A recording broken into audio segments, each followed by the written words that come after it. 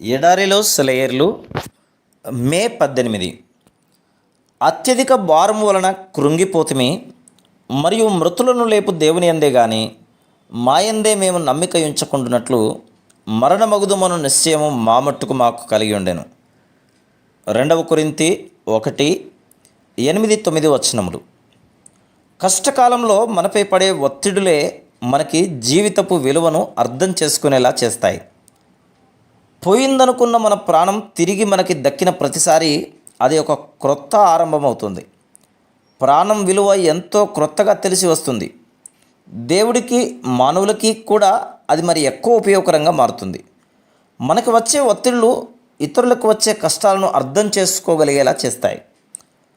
వాళ్ళ పట్ల సానుభూతిగా మెలగడం నేర్పిస్తాయి.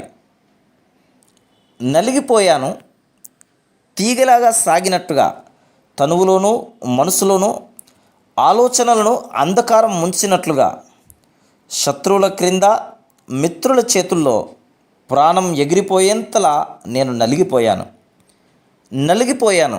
దేవుడు తప్ప సహాయకుడు లేడనేలా, దేవుని కర్రని బెత్తాన్ని ప్రేమించేలా, స్వాతంత్రం తప్ప మాలిన్యమంతా పోయేలా, నమ్మశక్యంగాని వాటిని నమ్మేలా, సజీవ దేవునిలో జీవించేలా, క్రీస్తు జీవితం ప్రవహించే నదిలో నేను మునిగిపోయాను.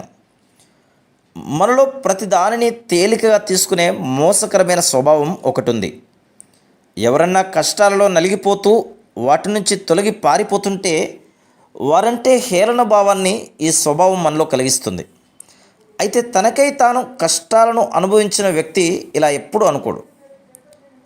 అతను అలాంటి వారిని మృదువుగా సానుభూతితో ఆదరిస్తాడు. శ్రమ అంటే ఏమిటో అతనికి తెలుసు. పౌలు అందుకే అన్నాడు, మరణం మీకు అనుకూలంగా పనిచేస్తుంది. మనం ముందుకు సాగాలంటే శ్రమలు, ఒత్తిడులు అవసరం. బ్రహ్మాండమైన ఓడలో ఎక్కడో లోపల బగబగ మండే అగ్ని జ్వాలలు ఆ ఓడను సముద్రంలో గాలులకి అలలకి ఎదురై ముందుకు సాగిపోవడానికి శక్తినిస్తాయి కదా. బాధల గానుగలో నుండి తీయని ఆత్మ ద్రాక్షారసం జాలువారింది. కన్నీరు కార్చని కళ్ళలో నుండి కారేది చీకటి తప్ప మరేముంది. Praise the lord.